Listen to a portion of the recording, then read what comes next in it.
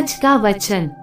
पहला पाठ निर्गमन ग्रंथ अध्याय 12 पद संख्या 1 से 8 और 11 से 14। प्रभु ने मिस्र देश में मूसा और हारून से कहा, ये तुम्हारे लिए आदिमास होगा। तुम इसे वर्ष का पहला महीना मान लो। इज़राइल के सारे समुदाय को यह आदेश दो, इस महीने के 10वें दिन हर एक परिवार एक एक मेमना तैयार रखेगा। यदि मेमना खाने के लिए किसी परिवार में कम लोग हों तो जरूरत के अनुसार पास वाले घर से लोगों को बुलाओ। खाने वालों की संख्या निश्चित करने में हर एक की खाने की रुचि का ध्यान रखो। उस मेमने में कोई दोष ना हो, वो नर हो और 1 साल का, वो भेड़ा हो अथवा बकरा।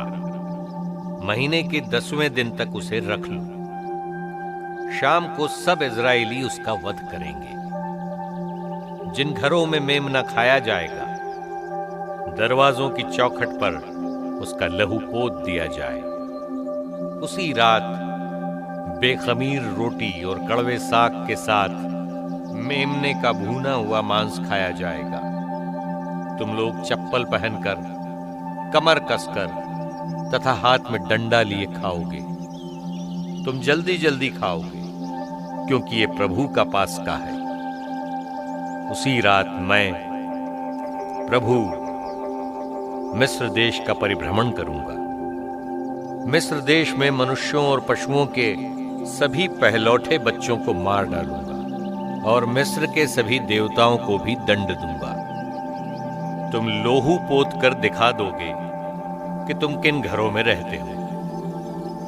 वो लोहू देखकर मैं तुम लोगों को छोड़ दूंगा। इस तरह जब मैं मिस्र देश को दंड दूंगा, तुम विपत्ति से बच जाओगे। तुम उस दिन का स्मरण रखोगे और उसे प्रभु के आदर में पर्व के रूप में मनाओगे। तुम उसे सभी पीढ़ियों के लिए अनंत काल तक पर्व घोषित करोगे। यह प्रभु की वाणी है। सुसमाचार संत यूहन्ना अध्याय 13 पद संख्या 1 से 15। पास्का पर्व का पूर्व दिन था।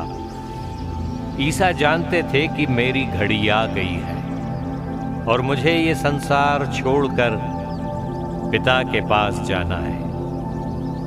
वे अपनों को जो इस संसार में थे प्यार करते आए थे और अब अपने प्रेम का सबसे बड़ा प्रमाण देने वाले थे।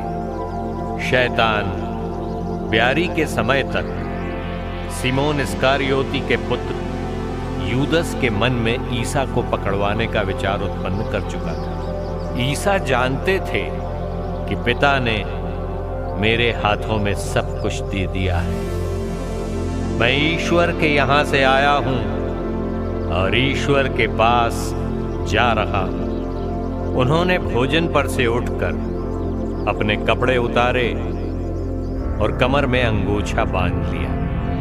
तब वे परात में पानी भरकर अपने शिष्यों के पैर धोने और कमर में बंधे अंगोछे से उन्हें पोंछने लगे। जब वे सिमोन पेत्रुस के पास पहुंचे तो पेत्रुस ने उनसे कहा, प्रभु, आप मेरे पैर धोते हैं? ईसा ने उत्तर दिया, तुम अभी नहीं समझते कि मैं क्या कर रहा हूं, बाद में समझोगे। पेत्रुस ने कहा, मैं आपको अपने पैर कभी नहीं धोने दूंगा। ईसा ने उससे कहा, यदि मैं तुम्हारे पैर नहीं धोऊंगा तो तुम्हारा मेरे साथ कोई संबंध नहीं रह जाएगा। इस पर सिमोन पेत्रुस ने उनसे कहा, प्रभु, तो मेरे पैर ही नहीं, मेरे हाथ और सिर भी धोइए। ईसा ने उत्तर दिया, जो स्नान कर चुका है उसे पैर के सिवा और कुछ धोने की जरूरत नहीं, वो पूर्ण रूप से शुद्ध है। तुम लोग शुद्ध हो किंतु सब के सब नहीं। वे जानते थे कि कौन मेरे साथ विश्वासघात करेगा, इसलिए उन्होंने कहा, तुम सब के सब शुद्ध नहीं हो।